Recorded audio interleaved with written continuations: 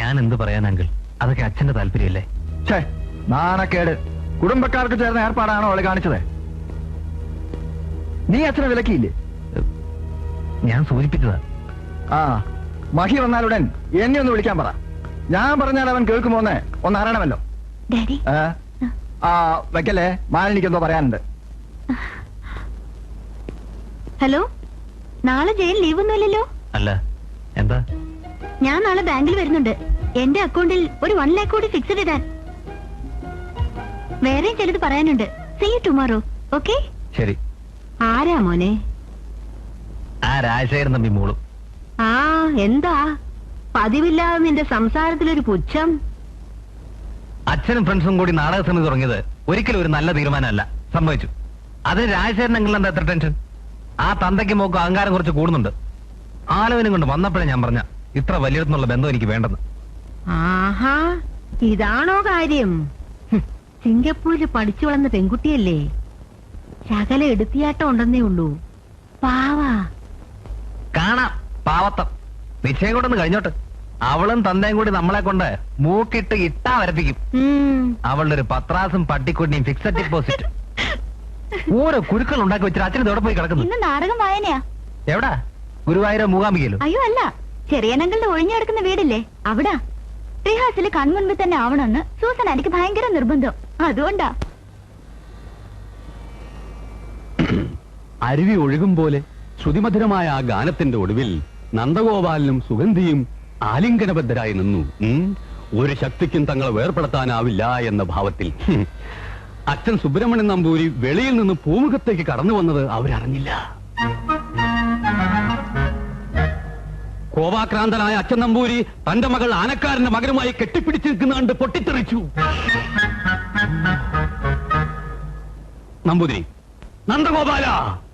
ആ അലർച്ചയിൽ അവർ ഞെട്ടിയകന്നു മാറി. അച്ഛൻ നമ്പൂതിരിയുടെ ജ്വലിക്കുന്ന നോട്ടത്തിന് മുന്നിൽ ആ കവിതാക്കൾ തരിച്ചു നിന്നു.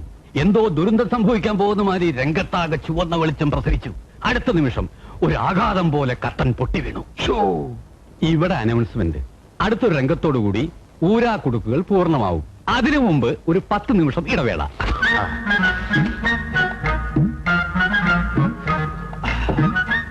എങ്ങനെയുണ്ട്? നല്ല ടെൻഷനുണ്ട്. പെണ്ണുങ്ങളെ പിടിക്കും, എന്നാൽ അടിയും കൊള്ളും. ഓമനക്കുട്ടൻപിള്ള സാറിന് ഇഷ്ടമായില്ലെന്ന് തോന്നുന്നു. കുഴപ്പമില്ല. പക്ഷെ അവസാനം എഴുതിയില്ലേ ഒരാഘാതം മാതിരി കർട്ടൻ പൊട്ടി വീണെന്ന്. ആ സമയത്ത് ശരിക്കും കർട്ടൻ പൊട്ടി വീഴുവോ?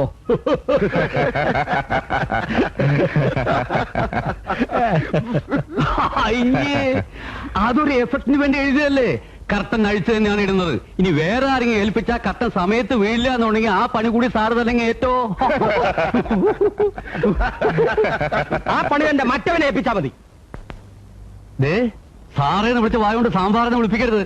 തെറ്റാ, ഞാൻ മഹാ ചെറ്റയാ. അതെനിക്ക് ആദ്യം കണ്ടപ്പോഴേ തോന്നി. ഓമനക്കുട്ടാ, തമ്പി എന്ന് പറഞ്ഞേ എനിക്ക് ക്ഷമയ്ക്ക് ഒരു അതിരുണ്ട്. 4 അക്ഷരം ഒരു സംവിധാനം ചെയ്യുന്നത് എന്റെ അതിലേക്ക് കണ്ട. ഓമനക്കുട്ടാ, മിസ്റ്റർ അട്ടൊരു തമാശ പറഞ്ഞത്.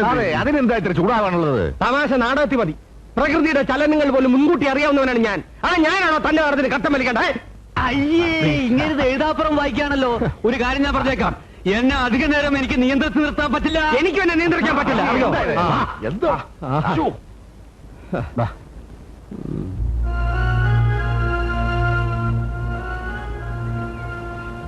നീ എപ്പോ വന്നു? വന്നിട്ട് കുറച്ചു നേരമായി. ഇപ്പൊ എങ്ങനെയുണ്ട്? അന്നേ ഞാൻ പറഞ്ഞതാ ഇത് നിങ്ങൾക്ക് പറ്റിയ പണിയല്ലെന്ന്. വൈകിട്ടില്ല, ഇനിയും പിന്മാറാൻ സമയമുണ്ട്.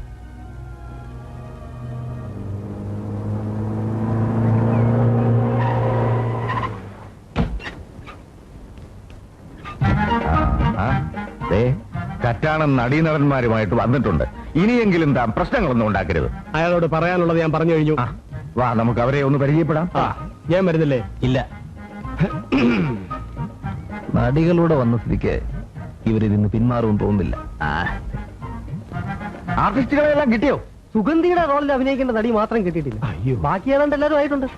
നായികയെ കിട്ടിയില്ലെങ്കിൽ പിന്നെ റീഹേഴ്സൽ എങ്ങനെ തുടങ്ങും? അഭിനയ പ്രാധാന്യമുള്ള വേഷമല്ലേ? കണ്ട ആപ്പേപ്പം കിട്ടിയാ പോരല്ലോ. സാറ് വിഷമിക്കണ്ട, 2 ദിവസത്തിനകം ഞാൻ പൊക്കി തരാം. അല്ല, വിളിച്ചോണ്ട് വരാന്ന്. നിങ്ങൾ ഇറങ്ങുന്നില്ലേ? താലപ്പൊലിയായിട്ട് എതിരേൽക്കാൻ ഇവിടെ ആരുമില്ല. ഒന്ന് ഇറങ്ങിക്കേ. ഇത് മിസ്റ്റർ അലക്സാണ്ടർ, നായകൻ നടൻ. ഹലോ. മഹാനായ അലക്സാണ്ടർ ആണോ അയാള്?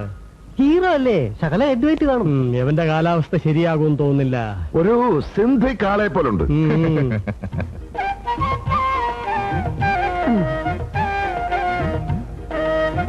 ഇതാണ് ഓടനാവട്ടം ഓമന ചേച്ചി. നമസ്കാരം.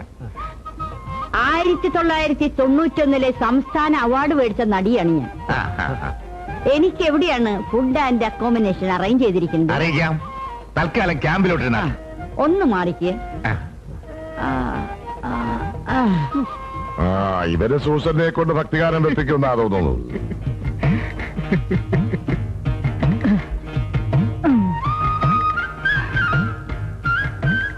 സാറിന്റെ രണ്ടാമത്തെ മകളായിട്ട് അഭിനയിക്കുന്ന കുട്ടിയാ. പേര് താര. ഇത് കുട്ടിയുടെ വല്യമ്മയും വാൽ നക്ഷത്രവും. എന്താ പേര്? തിരുത. അതൊരു മീനിന്റെ പേരല്ലേ? ആ, മീന്റെ പേരാ. ഞങ്ങ കടാപ്പറക്കാരാ.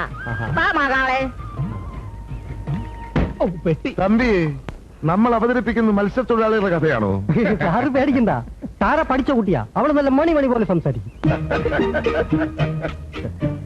ഇത് ഞാൻ AKP ചെത്തിപ്പുഴ കേട്ടിട്ടുണ്ടാവും. ഇല്ല, ഞാനിപ്പോ പറഞ്ഞല്ലേ ഉള്ളൂ, കേട്ടില്ലേ? പരിമളം ചെത്തിപ്പുഴ. നല്ല യാത്രാക്ഷരമുണ്ട്. കുളിച്ച് ഫ്രഷ് ആയിട്ട് വരാം. ഇവൻ കുഴപ്പമില്ല, നല്ല ഹാസ്യം. ബാക്കിയുള്ളവരൊന്ന് ഇറങ്ങിയട്ടെ. അച്ഛൻ ഇത് എന്ത് ഭാവിച്ചിട്ടാണെന്ന് എനിക്ക് മനസ്സിലാവത്ത്. നാടൻ നടികളെ ഇവിടെ താമസിപ്പിക്കാൻ ഞാൻ സമ്മതിക്കത്തില്ല. കുറച്ച് ദിവസത്തെ കാര്യമല്ലേ ഉള്ളൂ ചേട്ടാ, അവര് താമസിച്ചു പോട്ടെ. നീ മിണ്ടാരി സ്തുതി. കലാകാരന്മാരെ എന്നും ആദരിച്ചിട്ടുള്ള തറവാടായത്. പ്രതിഫലം കൊടുത്തിട്ടാ അഭിനയിക്കുന്നതെങ്കിലും അവരൊക്കെ നമ്മുടെ അതിഥികളാ എന്ന് വിചാരിച്ച് വീട്ടിൽ കയറ്റി താമസിപ്പിക്കണോ? റിഹേഴ്സൽ ക്യാമ്പിൽ ആവശ്യത്തിന് സ്ഥലമുണ്ടല്ലോ. പുരുഷന്മാർ അവിടെ താമസിക്കും. സ്ത്രീകളെ അഫോർഡ് ചെയ്യാനുള്ള സൗകര്യം അവിടെ കുറവാ. ഏതായാലും ഇവിടെ താമസിപ്പിക്കണ്ട. നാടക സമിതി ആരംഭിച്ചു എന്നറിഞ്ഞപ്പോഴേ രാജശേഖരൻ നബിക്ക് കലി ഇളയിരിക്കുക. ഇനി നടികളെ കൂടി ഇവിടെ താമസിപ്പിച്ചു എന്നറിഞ്ഞാ പിന്നെ അത് മതി. ഓ, അത് ശരി. ഭാവിയിലെ അമ്മായി അച്ഛനെ പേടിച്ചിട്ടാ എന്റെ മോൻ അച്ഛനെ എതിർക്കുന്നത്. വേണ്ട, രാജനെ മോളെ വെറുപ്പിക്കണ്ട. അങ്ങനെ വരട്ടെ. അച്ഛന്റെ നാടക സമിതിയോട് പുച്ഛം തോന്നാൻ അപ്പൊ അതാണല്ലേ കാര്യം. ഒന്ന് പൊടി വിടുന്നു. എന്താ വന്ന കാലത്തിൽ നിൽക്കുന്നത്? ഇരുത്താട്ടെ. പരണ്ടിപ്പല കാണുവാ ഒന്നെടുക്കാനെ കൊണ്ട്. എന്നാത്തിനാ? ഞങ്ങൾക്ക് ഇതിലൊന്നും ഇരുന്ന് ശീലമില്ലേ. അതിനെന്താ, ഒരെണ്ണം ഇത് ഞാൻ പണിയിപ്പിച്ച് തരും. അതുവരെ ഇരിക്കാനെ കൊണ്ട് എന്താ ചെയ്യാമാളാളെ? വല്യമ്മച്ചി കുടില് വിട്ട് എങ്ങും പോയിട്ടില്ല, അതുകൊണ്ടാ ഇങ്ങനെ. യവക്കട നിർബന്ധം കൊണ്ട് നാടകത്തിന് വിട്ടെന്നേ ഉള്ളു കേട്ടാ. 10 ക്ലാസ് പഠിച്ചാനെ കൊണ്ട് മീൻ മിക്കാൻ പെണ്ണിന് കുറച്ചില്ലാന്ന്. മീൻ മിക്കാൻ പോയിരുന്നെങ്കിൽ ദിവസവും 150 കിട്ടുമായിരുന്നു. നാടകത്തിലാകുമ്പോ 100 കിട്ടൂ. നിന്നിട്ട് കാല് കഴിക്കുന്നല്ല, എന്നാതിന്റെ പുറത്താ ഒന്നിരിക്കുന്നത്.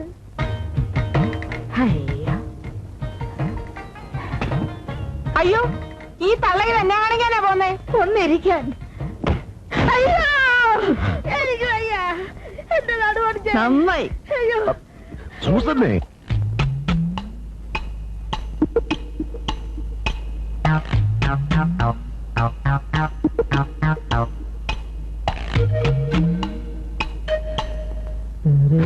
ആരെന്റെ ചക്കടി? ആരാ? എന്ത് വേണം? തുണി മാറുകയായിരുന്നു. നീ പേടിച്ചു പോയല്ലേ? നാണിക്കണ്ട, ഞാൻ ഒന്നും കണ്ടില്ല. നിങ്ങൾ ആരാന്ന് ചോദിച്ചേ? ഞാൻ ഓടരാവട്ടം ഓമന ചേച്ചി, സ്റ്റേറ്റ് അവാർഡ് കിട്ടിയിട്ടുള്ള നടിയാ. എനിക്കുള്ള ഫുഡ് ആൻഡ് അക്കോമഡേഷൻ ഇവിടെയാണെന്ന് ഓമന കൂട്ടപ്പിള്ള സാർ പറഞ്ഞു. ഏതാണ് എന്റെ മുറി? മുറിയതാണെന്നൊക്കെ പിന്നെ തീരുമാനിക്കാം. ഇപ്പൊ നിങ്ങളൊന്ന് പുറത്തോട്ട് ഇറങ്ങി നിൽക്ക്. ഞാൻ ഈ തുണി എടുക്കട്ടെ. തുണി ഉടുത്തേ തീരുന്നുണ്ടെങ്കിൽ ഉടുത്തോ, ഞാൻ ദേ പോകും.